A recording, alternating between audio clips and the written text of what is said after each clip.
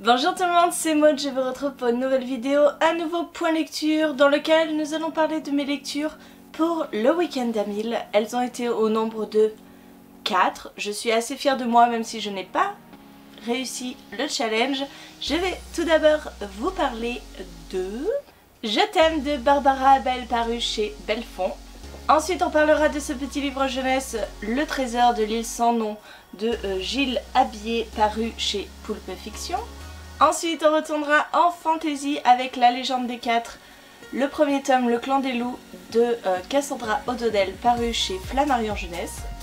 Et on terminera avec L'essence des ténèbres de Tom Clearlake paru chez Moonlight.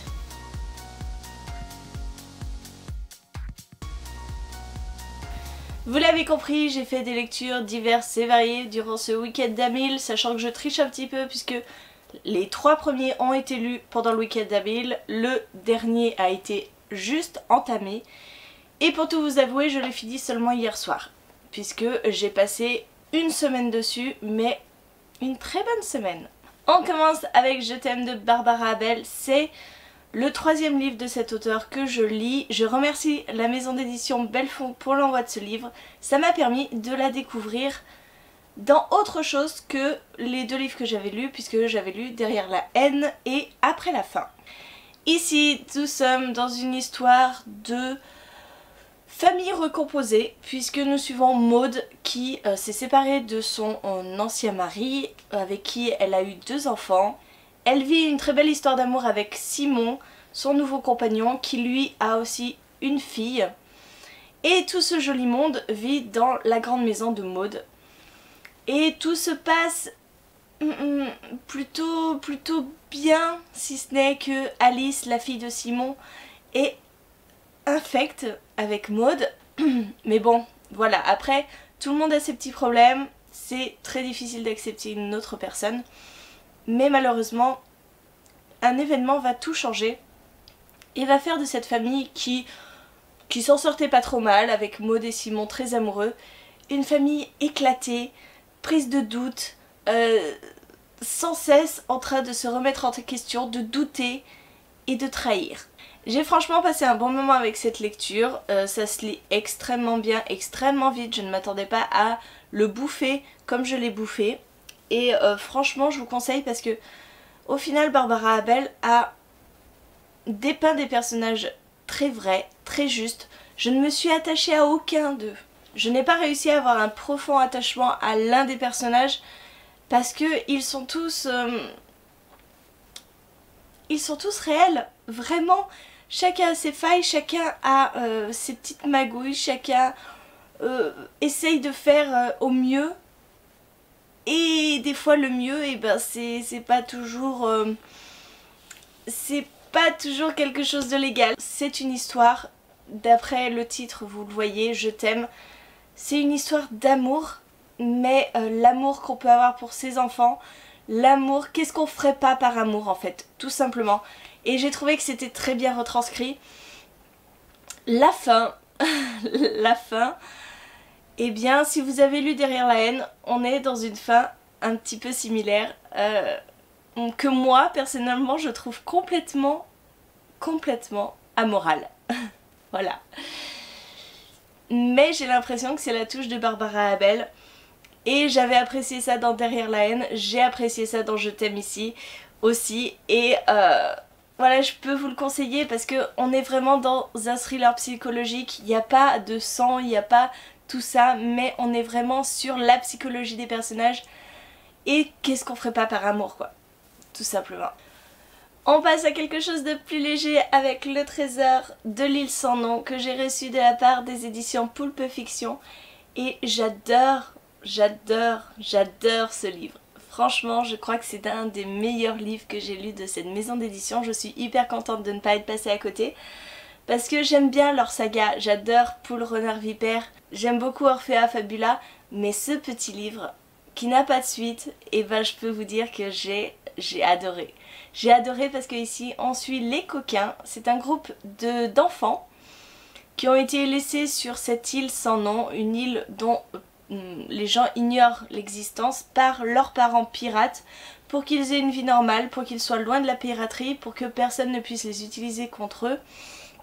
Donc voilà, cette petite troupe d'enfants vit sa vie, va à l'école et puis découvre l'île. Ils sont 6, ils s'entendent très bien, ils ont chacun leur personnalité complètement déjantée. Et tout leur monde va être mis en question lorsqu'un navire va débarquer sur l'île. Et ce navire, eh bien, il n'a pas l'air de vouloir faire demi-tour malgré le volcan, malgré la mise en scène élaborée par les adultes, par un petit peu tout le monde pour dissuader les gens de venir sur cette île. Ce navire ne fait pas demi-tour et les enfants vont tout faire pour protéger leur île, pour protéger le trésor qu'il y a à l'intérieur de cette île. Ce livre-ci, c'est pareil, je l'ai complètement dévoré. En même temps, c'est écrit toujours très gros. On a des illustrations à l'intérieur. Voilà. C'est complètement un roman d'aventure, même si on est dans une sorte de huis clos. Mais pas vraiment, mais en fait, on est sur cette île, on n'en bouge pas. Donc, c'est un roman d'aventure qui se passe uniquement sur une île. Les 6 enfants sont extraordinaire. J'ai adoré. Chacun, je vous dis, ont une personnalité complètement différente. Il y a un petit secret sur l'identité d'un de ces enfants. J'ai aimé les interactions entre eux. J'ai aimé qu'il y ait des adultes sur cette île, qu'ils ne soient pas laissés comme ça à l'abandon. J'ai tout aimé. J'ai aimé cette histoire. Elle paraît simple, elle paraît peut-être déjà vue, je ne sais pas, je ne lis pas beaucoup de livres de piraterie, mais j'ai apprécié l'atmosphère, j'ai apprécié l'ambiance, j'ai apprécié surtout ces enfants. Je me suis attachée à chacun d'eux et je peux que vous conseiller parce que pour une fois, voilà, c'est un one-shot et c'est magique, c'est magique. J'ai tellement aimé ce livre, je vous jure, j'ai envie de le relire. Parce que j'ai eu des impressions de me retrouver dans Pirates des Caraïbes avec des enfants, mais des aventures hyper farfelues. Voilà, je vous le conseille parce que c'est vraiment une lecture que j'ai vraiment adorée. Je crois qu'il fait partie de ces livres jeunesse que je préfère. C'est un one-shot, c'est une histoire en elle-même. J'aimerais que vous rencontriez ces enfants qui ont des noms très en rapport avec le milieu de la piraterie, puisque nous avons Flibuste, je veux pas vous dire de bêtises, mais voilà, Morbleu, Flibuste, Fantine, Babber et Tribber, les jumeaux, Cayenne. J'adore les dessins, j'adore les illustrations et je vous conseille vraiment parce que c'est une lecture toute douce mais avec un petit peu d'action. Découvrez ces enfants parce que franchement ça vaut vraiment la peine. En règle générale dans ce week-end à 1000 j'ai passé de très bons moments et encore une fois avec ce livre-ci puisque voilà dans la journée du samedi je me le suis mangé et j'ai vraiment... comment vous dire, j'ai adoré encore cette histoire mais c'est dingue en fait, j'ai fait 4 excellentes lectures pour ce week-end à 1000 comme quoi j'ai très bien choisi mes livres. Donc nous sommes dans le premier tome de cette quadrilogie, c'est ça hein, on dit quadrilogie, bon 4 tomes, un pour chaque clan. Nous commençons par le clan des loups représenté ici par Maya, cette jeune fille qui est l'héritière des clans des loups, des loupailles.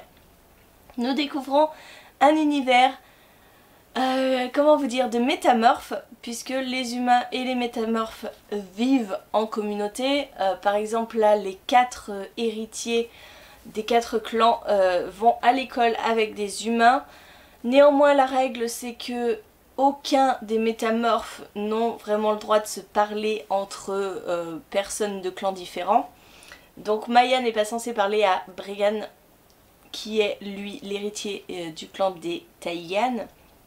Sauf que lors d'une partie de chasse, en fait le petit frère de Bregan va s'aventurer sur le territoire des loups et normalement c'est un acte de guerre. Si vous voulez, normalement le petit frère aurait dû se faire bouffer, tuer.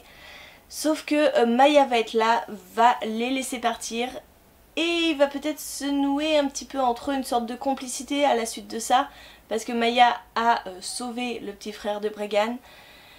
Ils n'ont beau pas avoir le droit de se parler, ils vont quand même être attirés l'un par l'autre, ils vont quand même vouloir discuter un petit peu parce que finalement ils ne sont pas si différents, ils ont beau appartenir à des clans différents, ils sont quand même des yokai, des créatures qui se transforment. Et voilà, pourquoi se haïr ?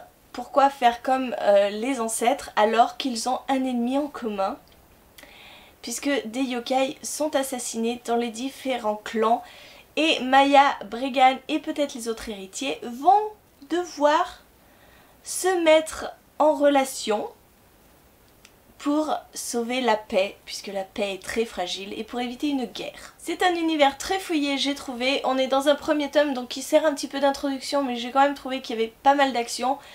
On n'est pas dans le monde des bisounours, hein, je dois vous prévenir, il y a des mœurs humains. Et je peux vous dire que les yokai ne font pas dans la dentelle, hein. Voilà, ils ne réfléchissent pas beaucoup, ils ont beau être des adolescents, ils mordent, ils tuent à volonté, donc c'est assez sanglant. Si vous cherchez une lecture pas vraiment, voilà, doudou ou quoi, évitez, hein, parce que là on est vraiment dans un univers assez dur. Mais c'est ce que j'ai aimé que ce soit dur, que ce soit sanglant, que ce soit sans état d'âme, tout simplement. Donc voilà, beaucoup de morts, pas vraiment d'état d'âme en tuant. Ça donne un petit peu le ton et vraiment c'est une lecture qui se fait mais en quelques heures. Et j'ai hâte de voir ce que donnera la suite puisque le second tome devrait être sur le clan des tigres. Donc ce sera Bregan, normalement, le second tome. Et je dois bien avouer que certains autres héritiers m'intriguent beaucoup, donc j'ai hâte de voir ce que nous proposera l'auteur pour les autres. Voilà, mais je vous conseille vraiment cette petite saga jeunesse qui est quand même assez sanglante pour de la jeunesse. Et on termine avec l'essence des ténèbres que j'ai reçue de la part des éditions Moonlight, donc je les remercie grandement parce que ça a été encore une fois une lecture excellente. Je vous l'ai dit, j'ai passé la semaine avec ce livre parce que voilà, c'est un thriller fantastique. Alors attention parce que j'insiste bien sur le fantastique car ça prend toute la place. Autant on aurait pu croire qu'on était dans un thriller assez classique quand je vais vous énoncer le résumé, mais je peux vous dire qu'après on part dans quelque chose de bien plus grand, de mondial, qui a des conséquences énormes et qui fait appel vraiment au fantastique. Ici nous allons suivre l'agent spécial Elliot Cooper qui va être envoyé dans les forêts qui entourent la petite ville de Sainte-Maryse, puisque on a dénombré pas moins de 5 disparitions d'enfants en très peu de temps et personne n'est vraiment capable de retrouver ces enfants. On va l'envoyer lui qui est un expert, si vous voulez, en survie dans les forêts. Voilà, c'est vraiment un gars qui vit en pleine forêt, qui sait se débrouiller, qui fait des randonnées, qui peut bouffer du kilomètre comme c'est pas permis. On va l'envoyer là-bas pour essayer de retrouver ses enfants en plein milieu de cette forêt immense. Et il va faire des découvertes assez inhabituelles. Il va être confronté à un culte qui fait d'étranges rituels dans un endroit un petit peu comme Stone Age avec des monolithes. Et voilà, il va découvrir un petit peu le fin mot de cette histoire de disparition. Et qu'est-ce que j'ai aimé ce livre! Si vous voulez, quand je l'ai commencé, et j'étais pas forcément convaincue, parce que il y a beaucoup de descriptions en début de livre où il est seul dans la forêt, où il marche, où il va à tel endroit et puis il repart dans l'autre.